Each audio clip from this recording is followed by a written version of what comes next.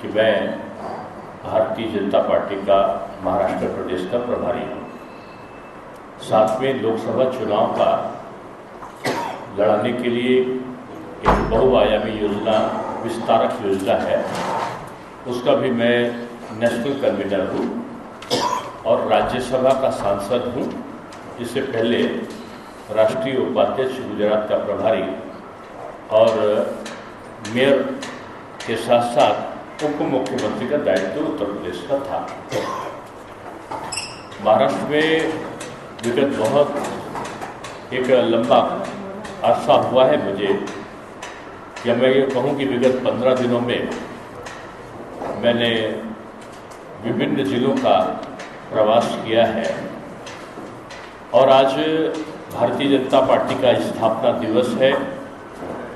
इस नाते आज मैं नागपुर में सुबह पार्टी कार्यकर्ताओं के साथ में माननीय उप मुख्यमंत्री देवेंद्र फडणवीस जी और बावन कुले जी के साथ में हमने स्थापना दिवस मनाया है। नागपुर में यहाँ के सम्मानित अध्यक्ष बंटी जी और इनकी पूरी टीम एक बेहतर कार्य माननीय नितिन गडकरी जी की जो प्रत्याशिता है उसको लेकर खड़ा है। बूथ चलो अभियान के अंतर्गत आपने निचले स्तर पर बूथ का गठन, पन्ना प्रमुख का गठन, यहाँ पर सुपर वॉरियर्स का गठन, यानी संगठनात्मक संरचना में नागपुर शहर अव्वल दर्जे का काम इन्होंने किया है। आज उदाहरण के तौर पर हम लोग खासतौर से नागपुर का उल्लेख करते हैं, चाहे वो रेलवे स्टेशन हो, IIM हो, ट्रिपल IT हो, सिम्बोसिस के लिए प्रक्रिया का प्रारंभ होना हो, एम्स हो, रेलवे का स्टेशन का सौंदर्यीकरण हो, विस्तारीकरण हो, हवाई अड्डे का सौंदर्यीकरण और विस्तारीकरण हो, या जिसको हम लोग टेलीविज़न पर तमाम अन्य देश भी दिखाते हैं जिस मॉडल को कि नीचे सड़क है, ऊपर पुल है और उसके ऊपर मेट्रो है। मैं समझता हूँ कि ये अनूठा मॉडल विदेशों के लिए भी एक आश्चर्य की बात है। आदरणीय नितिन गडकरी जी के नेतृत्व में नई नई चीज़ों को एक आयाम दिया गया है और मैं अभी जिक्र कर रहा था कि वह समय माननीय अटल जी की सरकार में युवा आयोग में था, युवा नीति भारत सरकार की मैं बना रहा था और उस समय माननीय नितिन जी ने ई रिक्शा, ई मोटर, ई बस और इसके साथ साथ उन्होंने एथेनॉल से गाड़ी पेट्रोल की जगह उसको वैकल्पिक रूप चलाने की परिकल्पना मेरे मेयर कॉन्फ्रेंस में रखी थी जो लखनऊ में हुआ था। अगर दूसरे शब्दों में मैं कहूं कि नए नए प्रयोगों का और नए इन्वेंशन, इन्वेस्टिगेशन का पर्याय के रूप में हम पूरे भारतवर्ष में करोड़ों लोगों को जिन्होंने ई रिक्शा के माध्यम से रोजगार दे दिया, ऐसे आदरणीय नितिन जी यहाँ के न केवल पूरी तौर पर विकास के पर्याय हैं बल्कि एक मॉडल भी है पूरे देश के लिए। और मैं समझता हूँ कि एक बड़े मार्जिन से जनता के आशीर्वाद से वो विजयी होंगे। आज महाराष्ट्र में पूरी स्थितियां बदली हैं। कांग्रेस की अवसरवादी नीतियों से, या यूँ मैं कहूँ कि कांग्रेस जिसको हम बाबा साहब विरोधी पार्टी मानते हैं, कि बाबा साहब को एक बार लोकसभा में फिर उपचुनाव में दो बार कांग्रेस ने पराजित किया और उनको मंत्रिमंडल में ना आने पावे हैं, इसके लिए उनको हराने का काम किया। और ताज्जुब तो ये है कि बाला साहब ठाकरे जो एक आदर्श थे, लोगों के मॉडल थे, उनकी विरासत में वो लोग जिनको बाला साहब कहा करते थे कि कांग्रेस से इस जन्म में कोई तालमेल की सपने में नहीं सोच सकता है, और उन्होंने उसको सनातन और हिंदुत्व के लिए खतरा बताया था। उन्हीं की विरासत को संभाल है उनके सुपुत्र ने भाजपा के साथ में गठबंधन करने के बाद 2019 में जनता के जनादेश का अपमान किया है और हिंदुत्व का चोला पहनकर जब बीजेपी के साथ में उन्होंने चुनाव लड़ा था, वही मुख्यमंत्री बनने के बाद उद्धव जी ने जो यहाँ के श्री राम मंदिर का जब निर्माण कार्य प्रारंभ हो रहा था और महाराष्ट्र में लोग उत्सव मना रहे थे, तो उस समय उन्होंने उत्सव मनाने वाले लोगों को जेल भेज दिया था। हनुमान चालीसा का पाठ करने वालों को जेल भेज दिया था, उनकी लाठी डंडों से पिटाई भी हुई थी।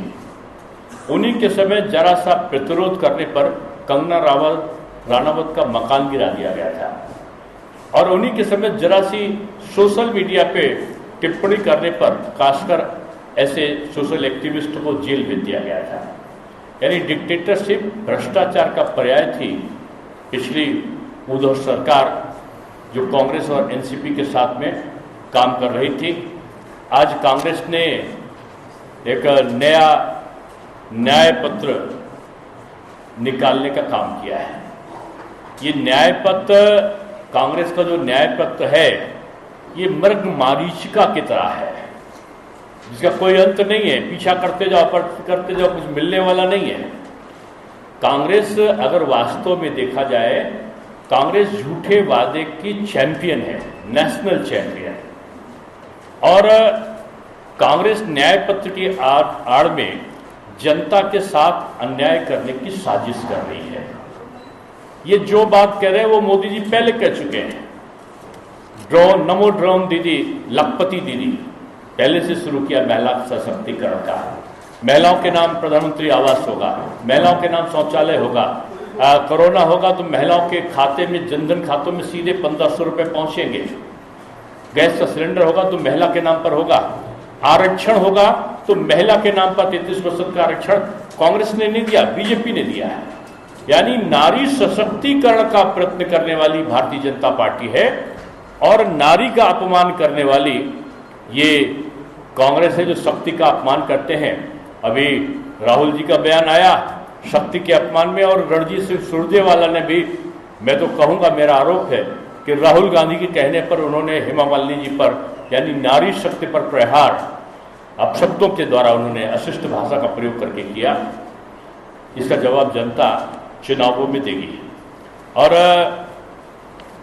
आज विचारधारा से अलग हटी महाअघाड़ी, मैं तो कई दिनों से आपके इस विदर्भ क्षेत्र में हूं और मैं कह सकता हूं कि विदर्भ क्षेत्र मोदीमय है। यहां मोदी मैजिक चल रहा है, या दूसरे शब्दों में हम कहें कि मोदी बयार, जिसको कहते हैं हवा, पूरे विदर्भ क्षेत्र में है।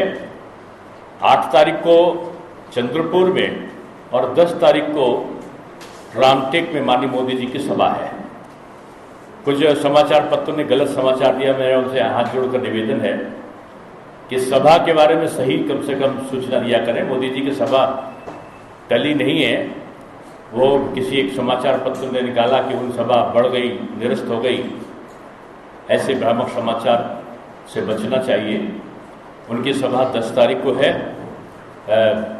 रामटेक में और 8 तारीख को है चंद्रपुर में, और बहुत बड़ी सभा के द्वारा एक आगाज करने जा रहे हैं माननीय प्रधानमंत्री जी। और मैं समझता हूं कि प्रधानमंत्री आज विश्व के सर्वोच्च नेताओं में से उनकी मान्यता आज है। यूक्रेन और रशिया का युद्ध समाप्त हो सकता है, ये अगर विश्व कभी सोचता है तो एक ही नेता उसके जेहन में आता है, वो है नरेंद्र मोदी। कभी इजराइल और फिलिस्तीन का युद्ध बंद हो सकता है और उसको बीच का मध्यस्थ कोई हो सकता है, अगर कोई याद करता है तो है नरेंद्र मोदी। आज मैं देख रहा था कि पाकिस्तान और ब्रिटेन की एक खबर निकल रही थी जिसमें वो कह रहे थे कि भारत के लोग या भारत की सरकार के इशारे पर जो भारत के वांछित आतंकित थे उनको लोग ढूंढ के मार रहे हैं, ये आरोप लगा रहे थे।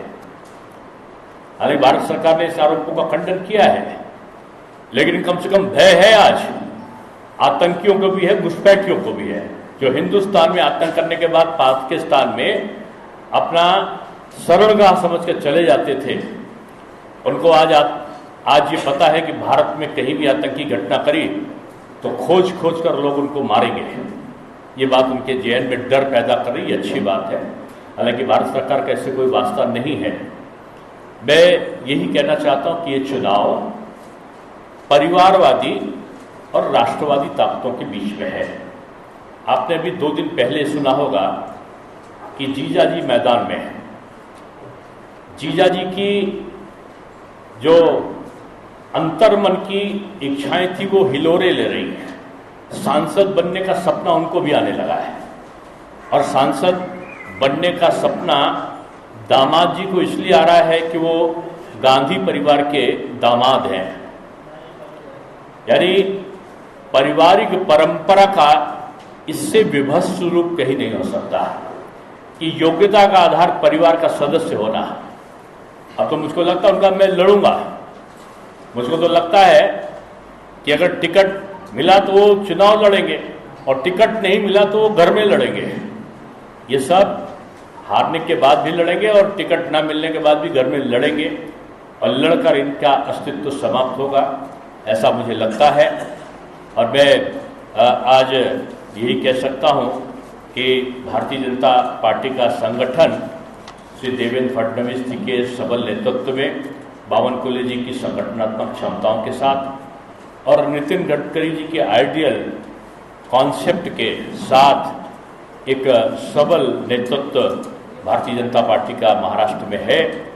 और ये चुनाव में कांग्रेस 1 सीट पाने के लिए पूरे महाराष्ट्र में कांग्रेस और उसके सहयोगी संघर्ष करते हुए दिखाई पड़ेंगे।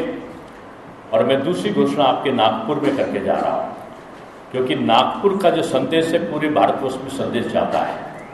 मैं कह के जा रहा हूं, जो वातावरण मैंने महाराष्ट्र का देखा है, माननीय मोदी जी के तीसरी बार प्रधानमंत्री बनने पे एक बहुत बड़ा योगदान महाराष्ट्र का लोकसभा के सदस्यों का होगा। और जो अगली लोकसभा होगी उसमें 2 बातें होंगी। एक तो लोकसभा में नेता प्रतिपक्ष की कुर्सी खाली होगी, इतनी सीट नहीं आ पाएंगी विपक्ष के जिसमें वो नेता प्रतिपक्ष के कुर्सी पर आसीन हो सके। और दूसरी जो सबसे बड़ी घटना होगी कि जून में मोदी जी भारत की जनता के साथ 111वीं मन की बात तीसरे प्रधानमंत्री के रूप में, तीसरी बार बनने वाले प्रधानमंत्री के रूप में करेंगे। मैं फिर से दोहरा रहा हूं कि कांग्रेस अस्तांचल की ओर है। कांग्रेस बाबा साहब विरोधी पार्टी है, और मोदी जी बाबा साहब के सम्मान करने वाली पार्टी के प्रणेता है। पंचतीर्थ बनाया है। यहाँ भी आपके जो दीक्षा क्षेत्र है विदर्भ में, तो उसमें भी 200 करोड़ रुपए दिए हैं। जहाँ जहाँ इंग्लैंड में भी बना है, तो पंचतीर्थ बनाने वाले एक तरफ मोदी जी हैं जो अम्बेडकर जी का सम्मान कर रहे हैं, और एक तरफ वो कांग्रेस पार्टी है जो अम्बेडकर जी को 2 बार अपमानित कर चुकी है, उनको संसद ना भेजने का षड्यंत्र कर चुकी है। इन विचारधाराओं के बीच में, और एक तरफ है राम जी का नाम लेने वाले लोग, राम का मंदिर बनाने वाले लोग, और दूसरी तरफ है राम जी का भजन करने पर गिरफ्तारी करने वाली सरकार के मुखिया लोग, हनुमान चालीसा पाठ कर पढ़ने पर जो लोगों की गिरफ्तारी और उनकी प्रताड़ना करने वाले लोग। मैं सीधे तौर पर परिवारवादी ताकतों का सामना आज राष्ट्रवादी ताकतें कर रही हैं, और इसमें राष्ट्रवादी ताकतें विजयी होंगी। और जो 400 का लक्ष्य एनडीए का है, मैं समझता हूँ उससे कहीं ज़्यादा सीटें भारतीय जनता पार्टी में आएंगी, और पिछली बार से कहीं ज़्यादा सीटें लोकसभा में एनडीए को महाराष्ट्र में मिलेगी। यही सब निवेदन करने के निमित्त मैं आपके समक्ष प्रस्तुत हुआ था। शर्मा जी, आप कह रहे हैं कि प्रधानमंत्री मोदी जी महिलाओं के सशक्तिकरण की बात कर रहे हैं, लेकिन दिल्ली में हर दिन 7 बलात्कार हो रहे हैं, जिनकी रिपोर्ट्स कुछ की हो रही है, कुछ की नहीं हो रही है, ये बात ठीक है। एक दूसरी बात ये है कि यूक्रेन और फ्रांस में जब युद्ध हुआ था पूरी दुनिया मोदी जी की तरफ देख रही थी कि मध्यस्थता कराएंगे। वहीं मणिपुर में जो महिलाओं को निर्वस्त्र करके अपमानित किया गया, इस पर बीजेपी का क्या स्टैंड है? ऐसी बात क्यों नहीं आई सामने? आपका प्रश्न अगर कोई व्यक्तिगत आक्रोश से युक्त हो तो मैं नहीं कह सकता हूँ। मणिपुर की घटना दुर्भाग्यपूर्ण थी और उसको सख्ती से निपटा है। आज वहाँ स्थितियाँ सामान्य हैं, दोषी हैं उनको कड़ा दंड दिया गया है। और यूक्रेन में फंसे हुए 10,000 से ऊपर लोग, शायद आपने वो दृश्य टेलीविजन पे नहीं देखा होगा कि वहाँ से मोदी जी ने अपने मिनिस्टर्स को भेजा है। दुनिया में कहीं भी आपको दिखाई पड़ा होगा कि मंत्री युद्ध के क्षेत्र में जहाज लेकर उतर रहे हो। यहाँ के 3-3, 4-4 मंत्री, तो पीयूष गोयल साहब भी गए थे, यहाँ वीके सिंह साहब भी गए थे, 4 मंत्री गए थे और उनके जहाज युद्ध स्तर पर उतरे। और यूक्रेन और रशिया से जो समझौता हुआ कि जिन गाड़ियों पर भारत माँ का झंडा होगा उसमें गोली नहीं चलेगी, वहां भारत माता की जय बोलकर जो गाड़ियां निकल रही थी हाथ में तिरंगा लेके, उनमें पाकिस्तानी भी आकर बैठे थे, अमेरिका के लोग भी आके बैठे थे। यानी भारत की आड़ में दुनिया के कई देशों की जान केवल मोदी जी के कारण बची थी। जब आपको अंग्रेजों के समय याद होगा, भगत सिंह, बटुकेश्वर दत्त इनकी जान नहीं बचा पाए, इनको छुड़ा नहीं पाए, इनको फांसी हो गई, कांग्रेस नहीं बचा पाई थी। अभी कतर में, आपको आपका काम, आप यहाँ पे आप जवाब मिलेगा, आपको जवाब, आप तकरार करके थोड़ी आए हो। आपने प्रश्न किया, आपको हमने देखा, हमने कवर किया, आप जो कहेंगे वो नहीं बोलूंगा। प्रधानमंत्री जी का सम्मान करते हैं, हम उस बात को अच्छे से ले रहे हैं। अरे भैया आप रुकिए, मेरा निवेदन आपसे है, आपका कर्तव्य है सवाल पूछना, मेरा दायित्व है उसका उत्तर देना। हम कोई डिबेट में नहीं बैठे जो हम आपसे तर्क करेंगे। मैंने एक लाइन में जवाब दिया कि मणिपुर में कठोर कार्रवाई हुई, स्थितियां शांत हैं, ये इस प्रकार की घटना की पुनरावृत्ति ना हो इसके लिए सरकार सतर्क है। यूक्रेन की बात आपने कही तो मैंने कहा कि वहाँ भारत का झंडा नहीं, रशिया के और यूक्रेन के सैनिक जो एक दूसरे के विरोधी थे उनके हथियारों को झुकाया, यह नाम मोदी का है और मोदी जी इस स्टाइल के लिए जाए जाते हैं। उत्तर प्रदेश से राम मंदिर बन गया, इसका प्रभाव पूरे देश में इलेक्शन पर कैसा पड़ा? देखिए, बीजेपी के लिए मुद्दा नहीं रहा कभी, बीजेपी के लिए आस्था रहा है। और आज मैं अपनी घटना बता रहा हूं। मैं आ रहा था महाराष्ट्र में, मुंबई में मैं प्रभारी बना था, तो मुझे एक देहात की महिला मिली थी। मेरा आदत है कि मैं लोगों से पूछता हूं कि क्या है। मैंने उनसे पूछा, अम्मा बीजेपी को भूल गई हो क्या, की का वोट दे हो? बोली, बच्चा दो ही बातें ना जाना भूल, राम का मंदिर, कमल का फूल। ये पब्लिक का एक ओपिनियन है, जो राम को लाए हैं हम उनको लाएंगे। लेकिन बीजेपी ने पहले भी 3 सरकारें 4 सरकारें अपनी गंवा दी थी, लेकिन राम मंदिर उस समय जो सरकार कौन गंवाता है? राम मंदिर को अपनी आस्था माना था। कल्याण सिंह जी त्यागपत्र देकर और तुरंत विपक्ष में आ गए थे। और मैं कहूँगा छत्तीसगढ़ चला गया था, मध्य प्रदेश चला गया था, राजस्थान चला गया था, लेकिन बीजेपी ने राम मंदिर के प्रति अपना समर्पण नहीं छोड़ा था। और ये दल पहले भी थे, आज भी है। आज कांग्रेस का एक नेता कभी वहां पर दर्शन करने नहीं गया। आदरणीय उद्धव जी हिंदुत्व का चेहरा ओढ़े हुए हैं, लेकिन राम मंदिर जाने से वो आज भी कतरा रहे, क्योंकि अब उनका वो तथाकथित छदम धर्मनिरपेक्ष नेता हो गए। और शरद पवार जी का तो मैं कह नहीं सकता हूं, कभी भी मंदिर के फेवर में नहीं रहे। बीजेपी खुलेआम रही है और बीजेपी आज भी डंके की चोट पे कहती है कि पहले तो हम कहते थे कि रामलला हम आएंगे मंदिर वही बनाएंगे, रामलला हम आ गए और मंदिर वही बना गए। शर्मा जी, विदर्भ में बीजेपी पे भारी नाराजगी दिखाई दे रही है। चंद्रपुर लोकसभा मतदार संघ में मुनगंटीवार की जो प्रचार गाड़ियां उसको हकाल के दिया है, और कल जो गोंदिया मतदार संघ में जो है सुनील मेंढे जी है उनको गांव से बाहर निकाल दिया है।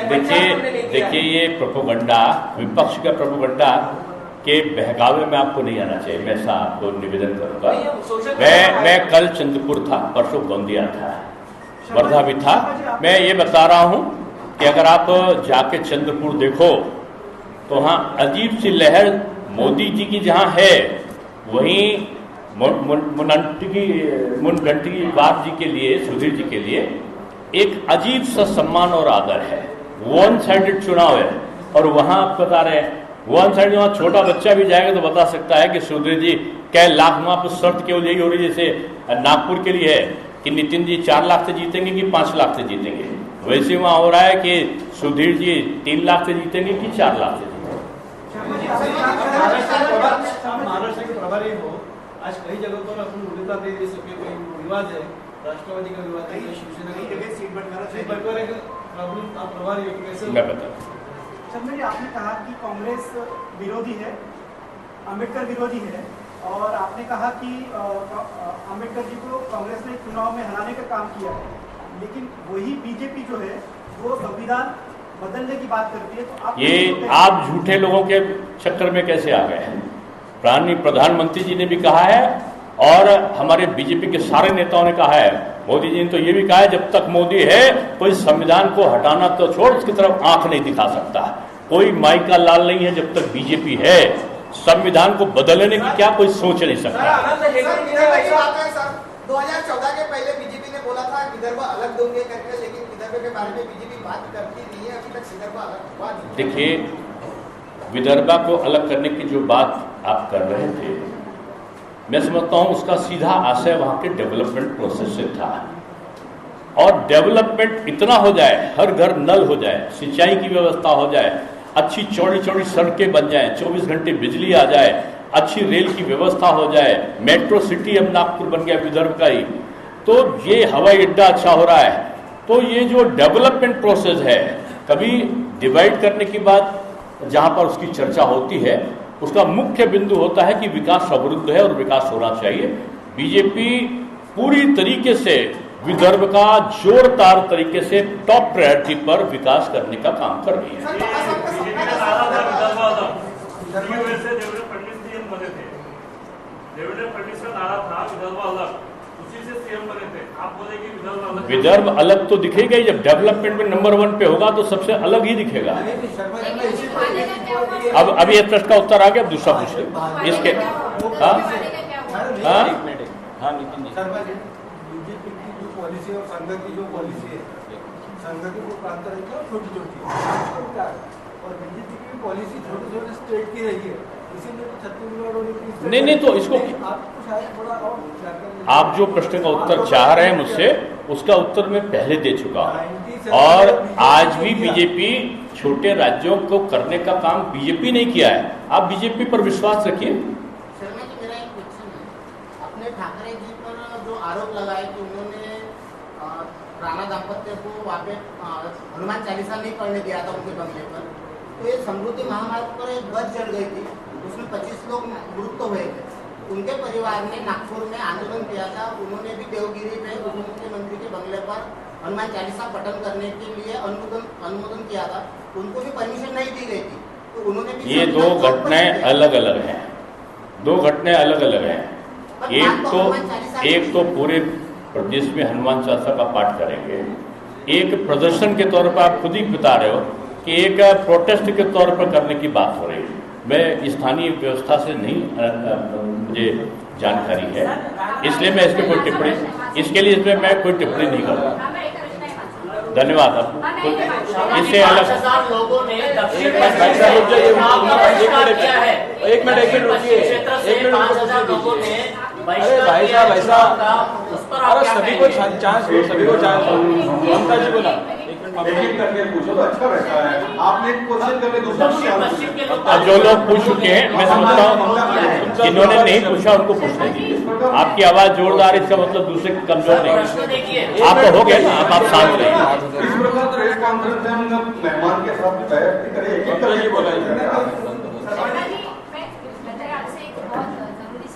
शेवटचा प्रश्न आहे। एक IHD यानी मानव विकास संस्था और एक अंतर्राष्ट्रीय कामगार संगठन ILO, इनका भी एक अहवाल प्रसिद्ध हुआ है और वो बहुत ही अहवाल गंभीर है। रोजगार के संदर्भ में आने कि IIT से पास आउट जो है उनको 35% रिप्लेसमेंट नहीं है, और भारत के इंजीनियरिंग कॉलेज से जो है उनको 70%। मैं आपकी बात से अगर तीसरी बार आते हैं, मेरा प्रश्न पूरे होने दीजिए। 2005 अहवाल दिया है 86% बेरोजगार थे, उसमें से भी 54% ये सुशिक्षित थे। यानी रोजगार की समस्या ये भारत में बहुत बहुत गंभीर है। अगर मोदी जी तीसरी बार आते हैं, आप ये मंत्र देंगे कि हमने कौशल शिक्षण तो चालू कर दिया, लेकिन उस योजना का परिणाम अभी तक धरातल पे दिखाई नहीं दे रहा। मुझे लगता है कि आपके प्रश्न में आपका उत्तर भी शामिल है। अगर आपने मेरे इस प्रारंभिक दौर की बात को सुना हो, IIT IIIT क्यों लगाया जा रहा है, IIM क्यों लगाया जा रहा है, सिम्बोसिस क्यों लाया जा रहा है, नरसिंह मुंजी को क्यों लगाया जा रहा है, इसलिए कि ये योग्य होगा, और योग्य होगा उसको रोजगार मिलेगा। पूरे देश के लोग सिम्बोसिस में आते हैं, नरसिंह मुंजी में एजुकेशन की लाइन लगती है, एम्स में आज आए हैं तो जहाँ हॉस्पिटल भी लगेगा, तहाँ अतिरिक्त तमाम रोजगार और भी सृजित होंगे। आज जो इंफ्रास्ट्रक्चर ठीक किया है, अगर आप कॉमर्स के या इकोनॉमिक्स के विद्यार्थी में कॉमर्स का प्रोफेसर हो, इंफ्रास्ट्रक्चर जहाँ का भी ठीक होता है, यानी बिजली आ रही हो, सड़क हो, बड़े बड़े पुल्स हो, बड़े बड़े हाईवे हो, तो वहाँ इंफ्रास्ट्रक्चर से 3.5% जो इकोनॉमिक ग्रोथ है वो अपने आप में बढ़ जाती है। तो मैं समझता हूँ कि कौशल विकास के माध्यम से एक आधार रखा है। 55 साल तक कांग्रेस ने कुछ नहीं किया है। आज 100 मोबाइल में से आज अगर 65 मोबाइल हमारे उत्तर प्रदेश में बन रहे हैं, आज पूरे विश्व में मोबाइल को सप्लाई करने वाला भारत बन गया है। डाटा सेंटर आज हिंदुस्तान में हमारे नोएडा में लगा है, एशिया का सबसे बड़ा डाटा सेंटर है। तो ये जो चीजें, आज हवाई अड्डों की संख्या लगभग 2 गुनी हो गई है, मेडिकल कॉलेज की संख्या लगभग 3 गुनी हो गई है। इनका सीधा से कारण है कि योग्यता का समावेश होगा और लोगों को रोजगार का सृजन इससे अपने आप होता है। सड़क बन रही है, मजदूर भी आएंगे, गिट्टी खरीदने वाले लोग आएंगे, वहां डामर लगेगा, वो सड़क चलेगी, वहां पे होटल लगेंगे, वहां दुकानें आएंगी। ये अप्रत्यक्ष रूप में रोजगार का सृजन करने वाली चीजें ये होती हैं, जिनको नितिन जी ने और महाराष्ट्र की सरकार ने बड़े बेहतरी से किया है। चला, धन्यवाद धन्यवाद। जब आपके ऊपर चर्चा की है कि चुनाव लड़ने का हिलोड़ा मार रहे हैं, तो क्या दामाद जी का आवेदन बीजेपी कार्यालय में पहुंचा है? दामाद जी का अगर आवेदन बीजेपी में आएगा तो हम उसको रिजेक्ट कर देंगे। हमें दामाद ऐसा नहीं चाहिए जो घर जमाई हो, इस प्रकार का घर जमाई हो जो घर को साथ साथ देश को भी खा रहा हो, देश में भी जिन पे भ्रष्टाचार का आरोप हो और जिसका पॉलिटिकल कोई भी योगदान देश में न रहा हो। केवल जीजा जी हैं एक बड़े घराने के, इसलिए जीजा जी चुनाव लड़ेंगे। मैं समझता हूं ये लोकतंत्र के लिए उचित नहीं है। धन्यवाद धन्यवाद। जय श्री राम।